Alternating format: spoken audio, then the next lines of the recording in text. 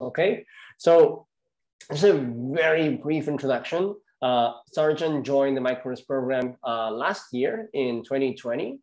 He graduated from the program at the beginning of this year of 2021. He has been working as a full stack web developer since May of this year. So it's been like 4 months so far. Yeah. Cool. Yeah.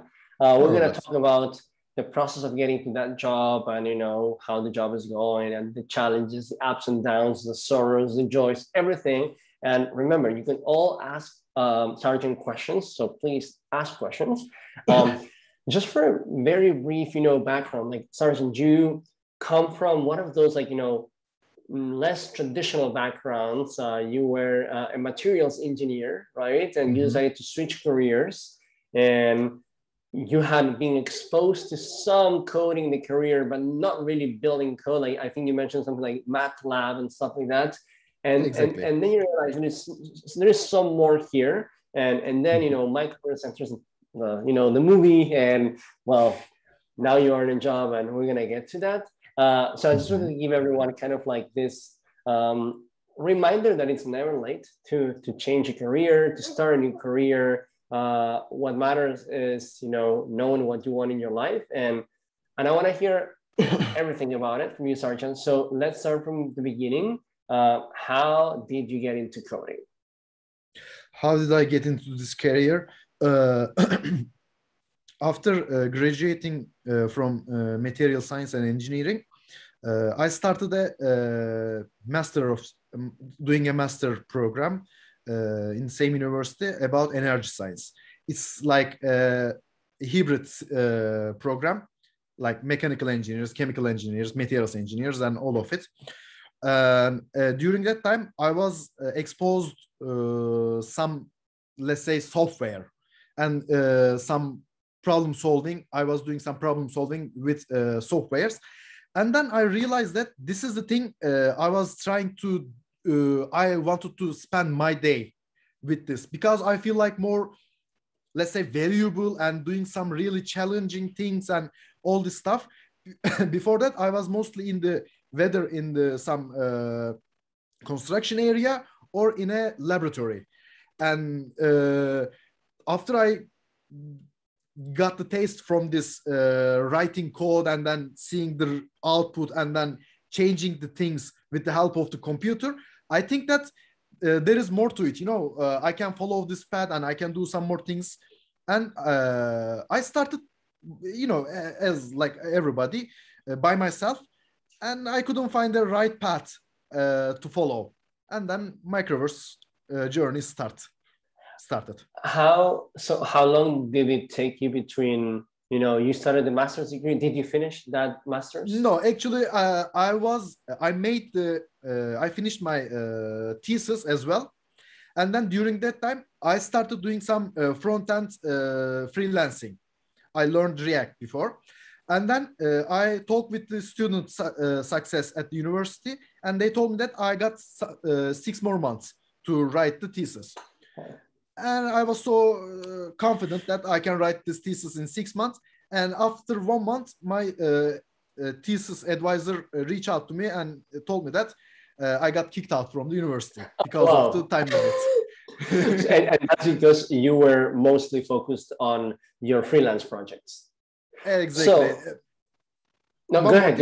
And also learning. I was doing some freelancing from the internet or some friends, and I was also following the online courses. So some people is probably wondering, wait, if you were freelancing doing React development, why did you go and then learn at Microverse?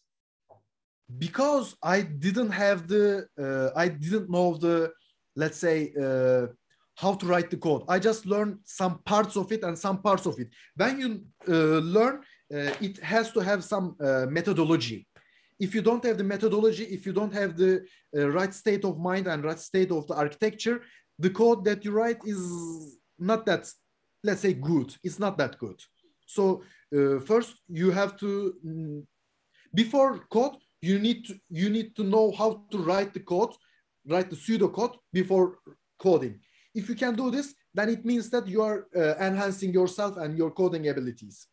Did you know this, or how did you get to that realization that I still have much more to learn than where I am today? Yeah, I mean, I was realizing that my code was sometimes working and sometimes not working, not that stable and really long one. And I was, I forgot the word, but comparing my codes with the others. And then I was feeling that I'm weak at that area. That makes sense. So how did you find Microverse? Microverse, I mean, having a this broad different cultures and different nationalities network is just a great experience.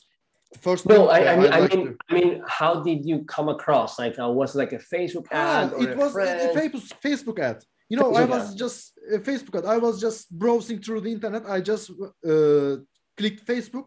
Just I entered some coding groups in the Facebook.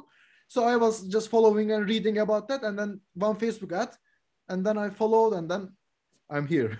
What was it about? What did you see about Microverse that seemed different, or that seemed like the right fit for you?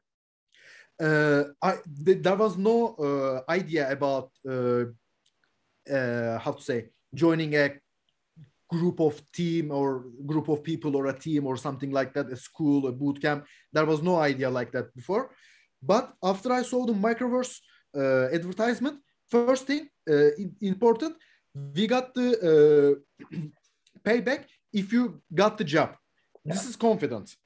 And I was searching through the Microverse, and I got some ideas, some comments about it. And then I said, come on, I mean, they are confident about that, about themselves, which is the really important thing. We are offering you a job if you follow our program strictly and, in a right way. And, I was the person who can follow a path. I was searching for a path. So for me, the answer was easy. Choosing Microverse was easy. All right. What was the most difficult thing about Microverse? Let's start with the hard part. The hard part, I was a code reviewer as well, but when you believe your code was perfect and a code review came back to you, and you see that it's not passed. No, when you feel that no, it should pass, and if it doesn't pass, this contradiction is the hardest part. And then I learned how to work with the Microverse culture and Microverse way of doing things. Do you think that most people will need to learn to deal with that? Because dealing with rejection, it's never easy, right? That's right. For me, I think my first rejections in life started in university. I was a really good student, and then university was really hard. I'm also an engineer, and all the maths and the physics and all the algebra. And my world was like all telecommunications and like all the microwaves and antennas. It's all complex stuff. And I got a few fails in my test, and I was like, wow, that has never happened to me before. And then I started my career as an entrepreneur, where investors are telling you no all the time, and I'm like, wow, what is this new feeling? Do you think that most people have to go through something like that at Microverse because of all the rejections that happen in the code review process? That's definitely because during their careers, they will see some, they will come across with some obstacles. Let's say some rejections or some obstacles. And a person always has to know how to deal with the obstacle, even with their mental health or physical health or their code or whatever they come across. So it's better to experience this feeling beforehand the career and get the benefit from it, learn how to get the positive side from it. Is a great power. Is a great power. Yeah. Did anyone in the school or outside of the school help you in those moments where like you were like maybe frustrated with the rejection or with the difficulty? In the school, I really still we are in touch with my daily group. I forgot That's the name of the cool. group, but The yeah. stand-up team. Stand-up team, exactly. So we were really bonded in our stand-up team, and we were just chatting about our problems, and we were supporting our each other quite strongly. So it was also a good luck of me, having a kind of stand-up team. So that's it. I mean, I just got the help from my stand-up team, and after a while, it's becoming easy to get rejection. And after a while, you are realizing that, no, yeah, it has to be rejected. I got this mistake. Mostly. Yeah, there can be some mistakes, of course. But mostly you understand to look at from different perspectives. This is important. Absolutely. And I think we work really hard to remind everyone that a code review that comes back with a thumbs down, it's not a rejection. It's just like an opportunity to learn something, right? Exactly. In the worst case, it's going to be an opportunity to learn about human communication. In the best case, it's an opportunity to learn about yourself and also to get better at coding, right? But you always learn, and we keep, even internally, we talk a lot about in the company about, experimentation and how to run experiments and how to have, hypotheses. And before, if we had a hypothesis and then it turned out that our hypothesis was wrong, we labeled that as a failure. And then we realized, wait, if we learn something, it's never a failure, right? Because then it teaches you about what to do next, even if what you do next now is the final solution. So I think it's the same thing here, but it definitely takes some time getting used to that for many people. I'm glad to hear that was, a positive experience for you. What was the, I asked you for the hardest thing, right, at Microverse. What was the most important thing you got out of Microverse? When I started talking about Microverse, I mentioned about the international environment network. Yeah. For me, it's the most important thing that I got from Microverse. First of all, it makes me, on the spotlight at my country. People are reaching out to me, and people are asking questions, and they got curious about what's happening to me and why I'm having all this network and why I'm talking in English and why I'm writing this articles. Wait, so people in your town are asking you about why you're talking in English with people from other parts of the world in Microverse. Exactly. Oh, that's cool. Exactly. And also it makes you interesting to the HRs and recruiters.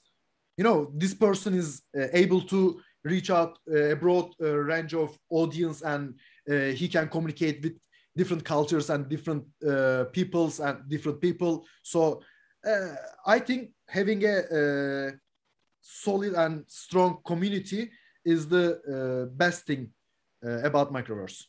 No, absolutely. That's why I keep asking this question in every event that we do is, where are you joining from, right? And every time I see people from Venezuela, from Nigeria, from Turkey, Uzbekistan, Yemen, Egypt, Colombia, Ethiopia, Costa Rica, I'm like, it puts a smile in my face, right? Because of that. That's what's so unique about this community. And when I see what's going on with COVID nowadays, right? And it's taking so long to deal with this disease. And a big part of that is that we are really bad at collaborating with other countries. We are so individualistic as countries, as nations, and then we don't have any kind of solidarity. And I think something we are trying to do in Microverse that has nothing to do with coding is helping people see the importance, the benefits, and the skills to work with people from other places. It gives us the tools to solve problems that we can't solve individually. And I think COVID is a good example of that. And climate change, with all the fires we're seeing and the heat waves and the storms, like especially in the summer, I think we're realizing that either we work together globally or we're screwed. We are So losing together. yeah, We are we're all losing together. I together. And mean, rich, poor, north, south, west, east, we're one in this fight. So we better start getting closer to each other and learning how to collaborate. But it's not easy. Like, did you have any moment where it was challenging in a good way, but hard to have to deal with all this diversity and different cultures and traditions and accents? yeah. As I told you, I was a code reviewer as well, and not too much, but a few of students reach out to me. Let's say in a little bit offensive way from the first reaction. Why do you reject my code? And then I first just stop and then think, yeah, he is furious. I was in the same chair before. So I talk with him, not directly give a response. I learn his name, and then I learn what he's trying to do, and then just a small chat to melt the ice. And then I gave my reasons to reject the code. And then I realized that they first come to me in a little bit fast and offensive, and then they just calm down, and then we get the mutual base. So, for example, if I didn't have this multicultural experience, I could just say, hey, come on, go away. I just did like that, so deal with it. For example, it can be an answer as well. Of course, it can cause some problems, but it can be an answer. But I didn't choose this answer. Instead of this, I was trying to calm down the person I'm talking, and then giving my response. And then I think this is the hardest part of the multicultural. And secondly, I talk a little bit too much, but sorry. No, we're here to listen to you, so take all the time. At some cultures, talking direct is more common and more normal than the others. I realized this as well. For example, I realized the Americans, when they are closing the phone, they are do it in a like 1 or 2 minutes long saying goodbye. But in Turkey, we are like that. All right. Yeah, I will come here. Okay, goodbye. And then we close we shut down the phone. So I realized these differences as well. So it's good. I mean, in total, it was a totally good experience. But don't just think yourself, and don't try to put yourself into the others people perspective, and then the problems are gonna be solved. That's what I think. No, I think that's a great piece of advice. Something that really helps me all the time in every day of my life is to always assume the best, right? And assume that the other side had good intentions. And then I ask myself, if what I'm reading or what I'm hearing seems offensive or seems like aggressive, it's like, why is it? Is there any explanation that it's not a bad reason? Maybe it's me that I'm misinterpreting their words. Maybe it's that they had a bad day, right? And it puts me in a better place than go and, from a point of calm, ask and give it a chance. So I think it's always assuming the best and approaching things with curiosity, I think works really, really well in these settings. And the sooner you open yourself to reality being more than what you can see right now, the sooner you start learning from those situations. And I think that's a skill that is very important, like, working multiculturally and for sure at Microverse. Go ahead, yeah. It also helped me to, deal with my own locals. Right now, I'm working in Istanbul. It's a hybrid job. I'm going to the office 3 days and working 2 days at home. Right now, I'm at home. So it's a really big office, and probably there are hundreds of people in this building. So every day I'm coming across with new people, with somebody I never talked with, and somehow they can know me, or at least they try to say hi to me. And with this background, I feel more confident how to how to behave in this crowded area. Yeah, no, it makes sense. I think soft skills are probably the most important part for any job, any professional environment. I was just reading someone, by the way, I see some people asking questions in the chat and making comments in the Q&A. Do it the other way. Questions in the Q&A, comments in the chat, all right? Go ahead, yeah. Ariel, the Q&A session questions, are you going to ask to me those questions? I'll ask you all the questions. So let's start with some of that. So I think, let's see. It's harder when it's in the chat, but I think, Ivan, you're asking, what is the difference between following a path like the Odin project and going through Microverse? And Sercan, you said, I think my answer is about community, right? From your perspective, can you elaborate on that a little bit more? Like, then Sofiane said, it's well known that Microverse course materials largely based on the Odin project. By the way, that is no longer the case. Now with Microverse 2.0, we don't use the Odin project anymore, but we used it before. So does Microverse offer beyond such open source and free alternatives? Like, is there something else in Microverse? And I would love to hear your experience, Sercan. You have some group of people, like starting from yourself, your stand-up team, your daily partners, and it's changing so quite often. And after a while, you are learning how to learn from the other people. If you just follow some material from the online courses or online materials, you are just by yourself, and there is just one perspective, there is just one point of view, and you have to follow this path. And there is no one who can say you can try this, or this is the weak part of your code, or weak part of your behavior, or weak part of yourself. So I really like to work with the people, and I really like to having people around me, and sometimes getting their support, and sometimes asking questions to themselves. And also every day people are learning different things while doing Microverse daily jobs. It's not just reading Odin project. Odin project is guiding you through some external sources and stuff like that. And these external sources are, like it's a cumulative thing. You are just wondering one word, and then you start Googling it. And then you are finding yourself in a totally different area. And then you learn, you got something. This is the important thing in Microverse. Then you are planning to share it with your team. And the others are learning so fast and easy. And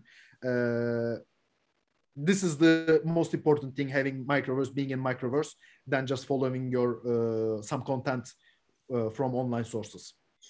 Thanks for sharing that perspective. For us, it's when it comes to learning, teaching is not important. The content is not important. Those are all inputs, right? What matters is the outcomes of the process, right? The ultimate outcome here is you starting a career with a great job. And we ask ourselves, what is holding you back, right, from getting that job? And for some people, for an international job, is the experience of working with a team, working internationally in English. For other people, it's like, they found the content. And we always recommend go and try doing the Odin project by yourself. What most people realize that then you start getting stuck, you get kind of frustrated, you get distracted, you lose motivation, you start another course, and then you keep going in that loop, and it can be really demotivating. For most people in Microverse, just having the people that Sercan, that you were talking about, who are the same people every day, even though some of them are rotating, but these people that they're counting on you every day. So you need to keep showing up.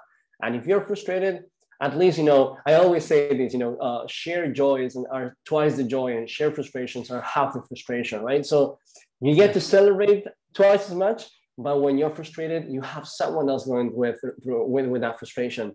And then there are a lot of interesting questions here, and I think we have time to talk about all of them. So I'm not worried. We're gonna answer all the questions. The other part that for us is very important is once you have the technical knowledge, that's important, but then you also need to have the professional skills knowledge to land the job. And that's like, all the career services side of the company, the career coaches, like, and I want to ask, like, Sercan, how was your experience in that side? Like, so you finished the entire curriculum pretty fast, I think in like 6 months, more or less, or even less than 6 months, 6 months. 7.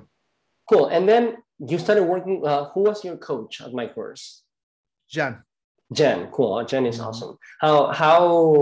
How was that experience of working with the career coach and the interview prep part of the curriculum? I think the biggest frustration I faced with during the job search, during the program, my psychology was more stable, and I was like, let's say, happier than compared to job searching time. So if I don't have this support, I would have some, let's say, not the support is important. If I didn't get the support, it would be much harder for me to land the job, because the most important thing is your state of mind. So your state of mind is depend on your communications with the people. If you communicate with the others, you will see that lots of people are in the same zone and same situation. And also you will have someone who is watching out to you, and then giving some tips and tricks to you, which is important, because sometimes you can't look at yourself. Most of the time, actually, you can't look at yourself from outside. So it's better to have someone who can follow you, and also who can criticize you in a good way. So I think career coach and I underestimated them while I started the program. But after I finished the program, I realized it's really important, and it's maybe the second biggest, strongest part of the Microverse compared to following a path from online courses. I've had to apply to jobs in my career, even though I'm an entrepreneur, and in a couple of moments in my life, I've been looking for jobs, and getting rejected from a job that you like, it's very hard. But as a junior developer, getting rejected from 100 different companies or not even hearing back from them can be very demotivating.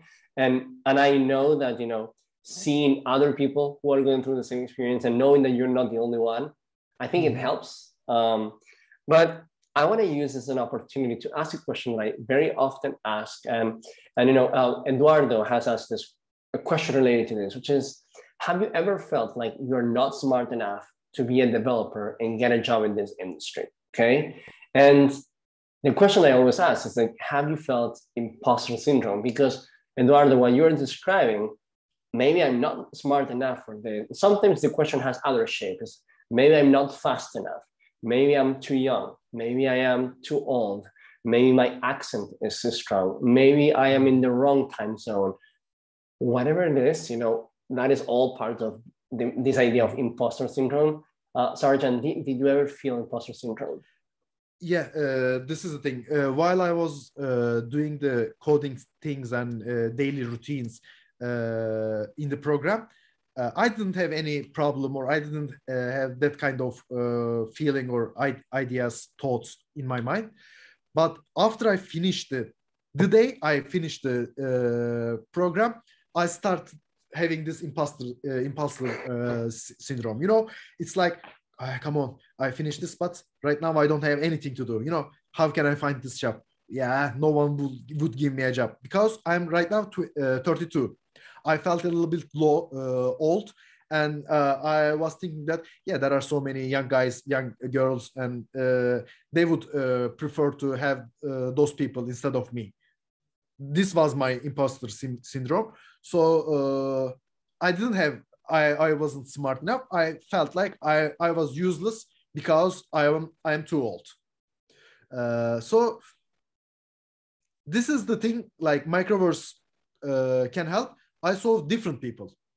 I saw different paths and different stories, different backgrounds from all around the world. And this gives you some power and gives you some, let's say, belief to follow. So as I told you, Microverse is great because first thing, it has a great community. It has a great network of people. This is really important to me, and this helped me through my journey a lot. So again, this community and all the people around me helped me to overcome this imposter syndrome. It all goes back to the people for sure. And someone was asking, I think Sarah in the chat, how old were you? You said 32. How old is the oldest student who got a job at Microverse? I think he's 62 years old. I think 62, 62. Okay. If anyone here is older than 62, you can still get a job. If you're younger than 62, you will get a job. That person that is 62 got a job. Don't worry about it. Okay. Believing in yourself is really important, because when you believe in yourself, during the interview, during the coding challenge, even if you make a mistake, you can express yourself.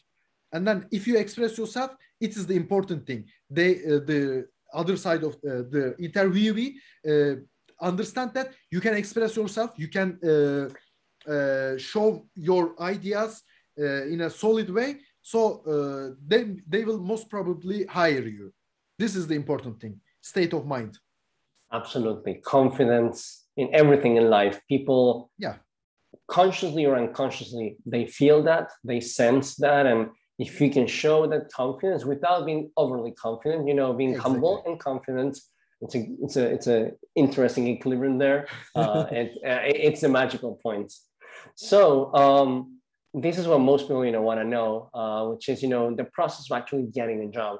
How did you end up working at Sercan, the company where you are working today? Sorry, can I get? Oh yeah, how did you end up working at the company where you are today? How did I end up? How was your process for getting the job? Actually, this is the thing I was talking also. I got so many recruiters who is reaching out to me.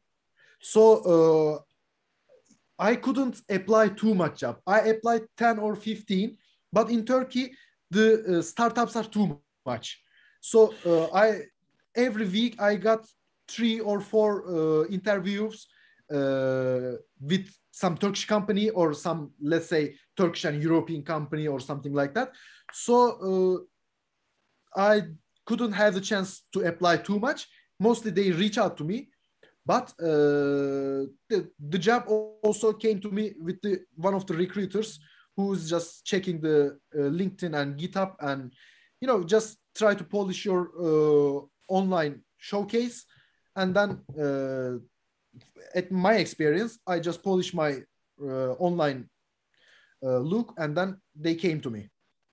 Even now, they are coming to me just for, regularly checking if you wanna, they are asking if you wanna change your job, we can be in contact and we can discuss about it.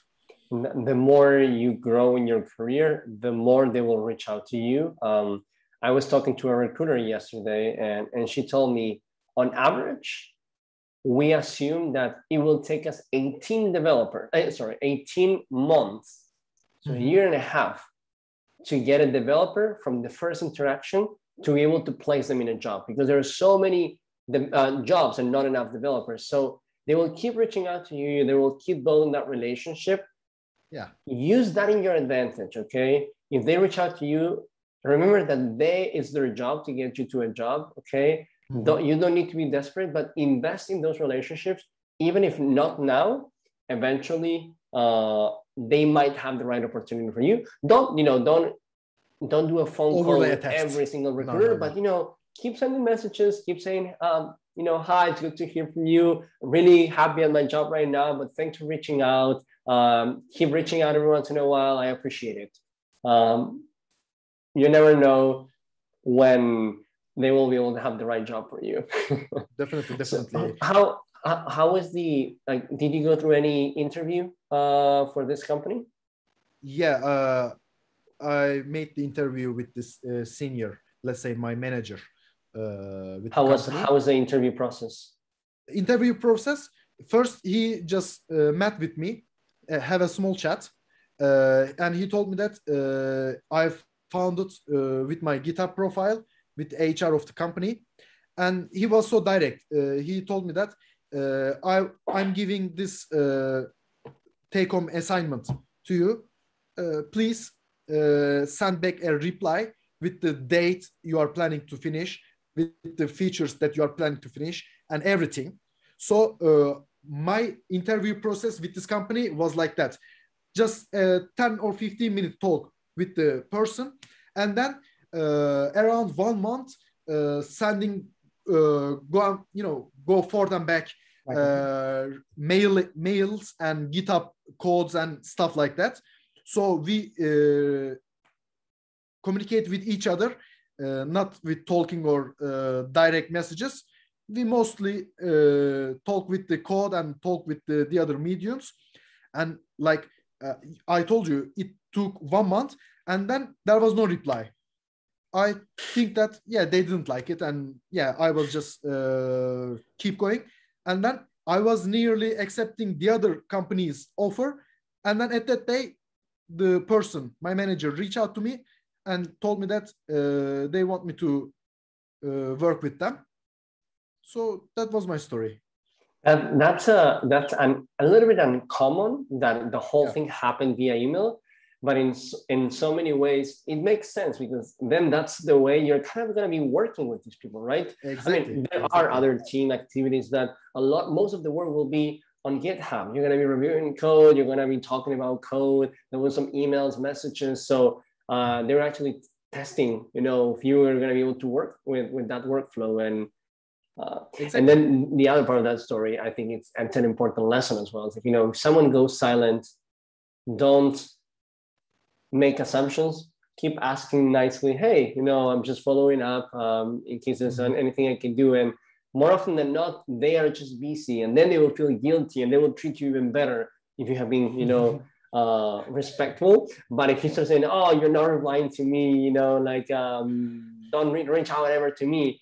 Again, going back to what I said before, assume the best from people, because life is complicated and this is a long career, right? Well, if you're 70, maybe not that long, but for most of the people in Microverse, it's a long career. So it's important to invest in those relationships. And we go back to people, community at Microverse, in your job, with the recruiters. People are what holds everything together. What people are the dots, right, in the story of your life, and you don't know how they're going to get connected, using the analogy of Steve Jobs, but they do connect in mysterious and magical ways. So it's important to pay attention to them. Do you feel imposter syndrome now at your job every once in a while? Imposter syndrome? No. Okay, first month, I feel like why I'm doing what I'm gonna do in here. I can't have a foresight for the future, and there was no idea what I'm going to do. But after a while, I got their intentions about me and their plans about me. If you see more and more your path, then you feel more confident. But if the road is if you can't see your road, and if it's a dark area, then you will have this imposter syndrome. Try to open the lights, fire up the lights, and then everything will be better and better. Have you had any challenges in the job that you were not expecting, that were new to you? This is the thing I'd like to share with the people. try to search the open source projects, open source codes, repositories that you can find, and try to learn the coding conventions as much as you can. Try to learn different architectures, not just one way. Because I made some silly mistakes during my job. Having a instantiate a controller or inherit from a really big class which has a bunch of methods in it, and there was no need at that moment for those methods. This kind of stuff. So modularity is important. Single responsibility for methods is important. Those are the really key concepts. And while you are reading them, you are thinking that you learned them, but the real learning is just seeing them in action. So try to search the open source projects as much as you can. Then you will feel comfortable about the conventions. This was the challenge. This was the obstacle that I came across with my first job. So right now I am doing, for example, I am searching Rails repo sometimes when I feel bored, just check, they do this, that's nice. This kind of tricks and stuff are quite beneficial. I remember you mentioning the Ruby gems are a really good place. I mean, they're really well documented in general, and they follow really good in general. Yeah, I mean, anyone can publish one. So, but the good ones in general are a good source of lessons to learn how to do things well. Yeah, that makes sense. And there's a question here that I think it's a good one. Ruben is asking, how beneficial was for your coding to have previous experience with engineering? Do you think that you could extrapolate part of your engineering knowledge to coding? The thing, right now, I have a side project idea in my mind, which is about this energy science and coding, software system. So in a way, it was beneficial for me to have this engineering background, but it's so unique to me. Yeah, if you think in general, I don't think for coding you need to have a technical background or engineering background. You can learn, but still you are more, let's say, closer to the technical stuff, but not really big importance. It doesn't have a really big importance, I don't believe. Yeah, at least the data on our side confirms the same. I mean, if you have an engineering degree on computer science, statistically speaking, it will help you with your initial salary being a little bit higher, but you will get a job with or without it.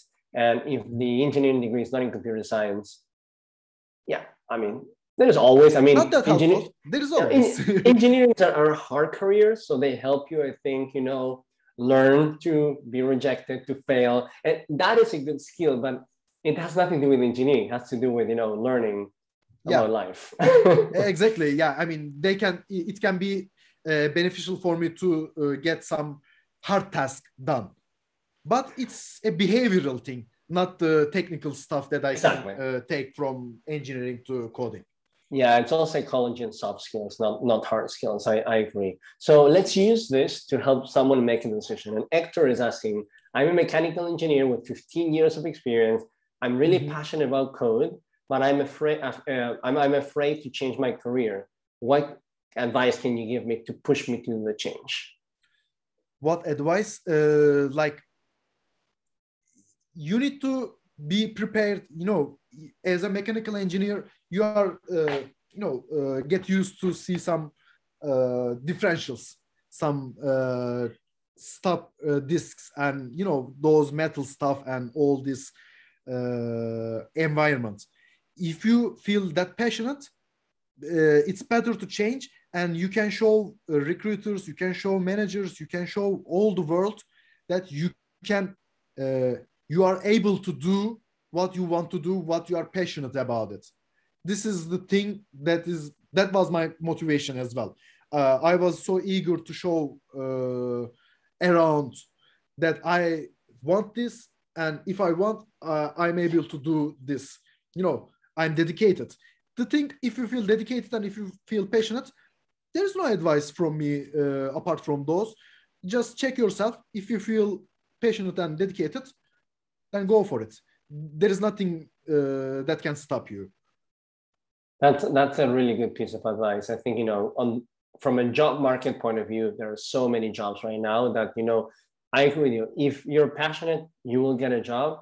And then all your years of experience as an engineer, well, all the soft skills that you have from that experience will help you tremendously, but also they will be part of your story, right? And as you're saying, I left 15 years of engineering, of a safe career, to become a software engineer. Imagine how much I love software engineering to be able to do that. Yeah, this is so charismatic. When people are seeing that, okay, you are an engineer. Yeah, I'm an engineer. Right now, yeah, I'm coding. It's charismatic. It's not something that is I'm lack of ability. It's something I'm having great power. So absolutely. Think from the positive side. Let's see if we can answer a few more questions. Yeah, we have time. Okay, so Mirfaiz is asking, can you talk about your preparation to get into Microverse? I mean, about the 3 steps of the application. You have the coding challenges, you have the trials. Do you remember? It was a long time ago now, but yeah, I remember more or less. What do you recommend people to do to prepare for that? Prepare for that. If I remember right, there were some preparation classes. Yeah. Yeah, it can be helpful, because the thing that I remember, you need to have some idea about how to have some coding challenges. There's some way of doing things. Those coding challenges are not that hard, as far as I remember, but still you need to know how to solve a problem, how to approach a problem. So I believe those classes can be helpful. Before that, I got some, Ariel told you that I got some MATLAB knowledge and some React knowledge with limited JavaScript. So I didn't have so much problem with them. And I believe if you just join those classes, you will be totally good. Yeah, no, it makes sense. We have the practice sessions, which are the live classes or help sessions that Sercan was talking about. They're hosted every weekend. They are free, available to everybody, and we also have Microverse students there, coordinating the whole thing, and they can answer questions for you. So it's a good place. And then remember that there is no failure. You can try the coding challenges. If you fail them, you try them again. This is about passion for coding. It's not about being a genius. It's not about, do you really want this? Then keep trying. That's it. And that's all. Then you need to have, and I'm going to use this to answer another question. I think Ahmed was asking, I have other commitments like college in the meantime. Do you suggest to apply? If you have other commitments, like Microverse is intense, and Sercan, you haven't experienced this, but since we launched Microverse 2.0 in May, now it's much more intense than before. Okay. So if you have a part-time job or university commitments, you're going to be burned out and out of the school very quickly. So wait until you can really be fully dedicated to Microverse. But yeah, other than that, as long as you can have the dedication and you have the passion, that's all you really need. And then you need to keep trying, which is part of showing your passion. Then that's it. All right, let's see, more questions. Speaking as an earner and how much you earn at the moment, will you say that the investment in Microverse is worth it? You don't need to share amounts, but let's talk about that as an investment. That as an investment, if I was just a starter of an engineering job, most probably I would get a lesser amount of money than the job I got right now. So in a way, it's a nice investment. Not in a way, actually, it's a nice investment. If I was working in a different area and different job, I would get lesser money. So, but it's about generally coding and software area is, let's say, more valuable than other technical areas. So even as a starter, you are getting really good amount of money. And then what I try to remind everybody is like, if you're not making more than $1,000 a month, you don't pay anything yet. So, in that sense, the investment is not monetary, it's time dedicated, but then you got the job anyway. If you get the job above 1,000, then just do the math, right? And most importantly, once you get the first job, right now, the average salary increase from the first job to the second job, it's around 40%. So if you start calculating that, like, you very quickly get into salaries of, like, right now, as of today, the median salary for Microverse graduate is 15,000 a year, so like 1,250 per month. Okay. So if but that, then you have like the average salary increase of 40% with the second job. You can easily be at around $2,000 a month very quickly in your first 2 years in the career. Just do the number on the return and compare that to what you will get, locally. And that's how you evaluate, how long, if you make that money and then you subtract the 15%, how much additional money you're going to make in your life. And that's more or less how you do it. Or yeah. If you do the difference between how much you're going to be making after Microverse and how much you can make locally, how long it would take you to pay Microverse, is that worth it? Because then you still have all the other years after that. On average, people are taking now around 3 to 4 years to pay the whole income share agreement. So anything after the year 3 or 4, it's just, for you. So that's kind of how we're trying to approach this. We want to build some kind of calculator or something where we can show you real data from the students, of course, without the names. We're working on that, and we really want to help people make this decision. But I think, hopefully this helps. And every situation, every person, it's a little bit different.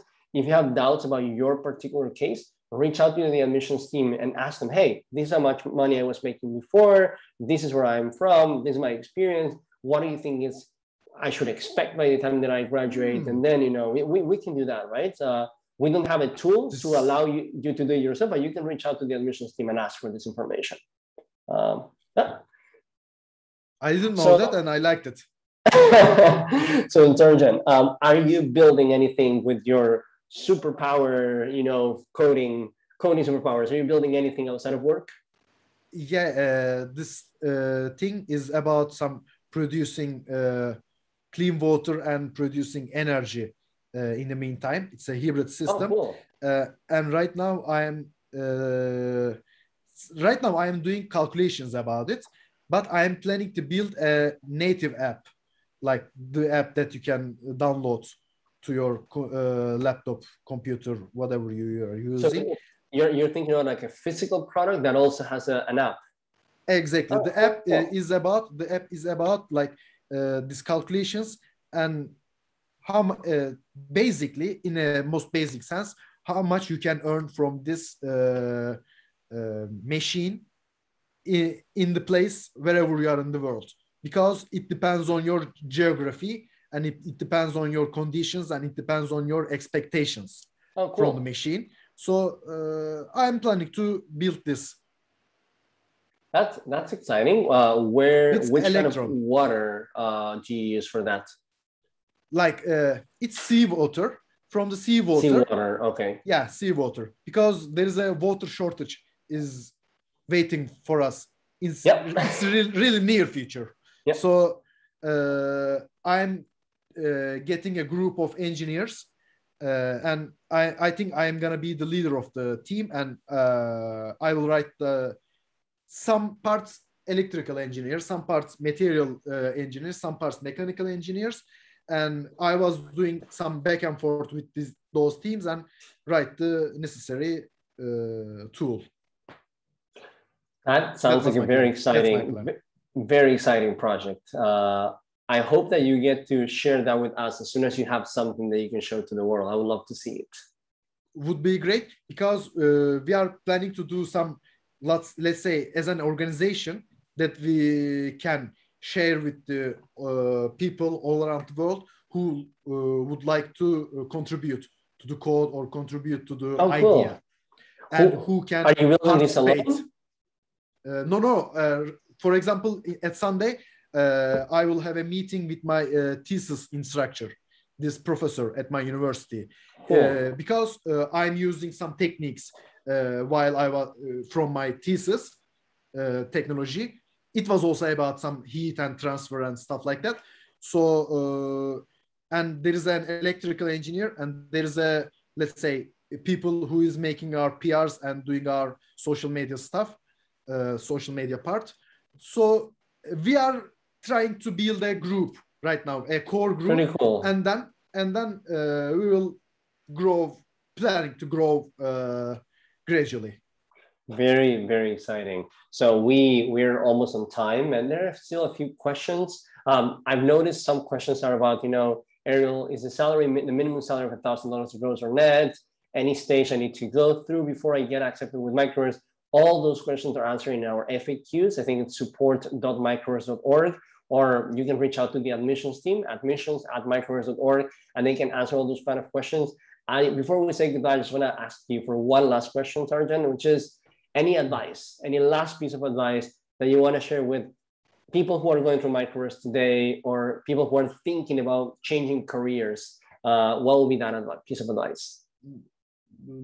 Always try to look from the positive side. Whatever happens, try to get benefit from it. Then maybe it's not gonna be as you imagine, but it will be worth. It will worth to wait, and it will worth to see. Perfect. Yeah. No one ever lost anything when trying to look at the positive side of things. So I agree with that. It's a simple to understand, but really hard to master piece of advice, but a powerful one. Thank you so much, Sercan, for sharing your time, your wisdom, your story with all of us. It was a real pleasure. And thank you, everybody, for joining us today. We'll look forward to learning more about your project, Sercan. Whenever you're ready to share with the world, let me know, and I'll share with the rest of the world in my channels as well. Okay, it's a great yeah, you know, I got this network. It's great to have this. Exactly. Yes. Well, thank you, Sercan, again, and thank you, everybody. Have a great day. Yep. Bye-bye. Thanks, everybody. Take care.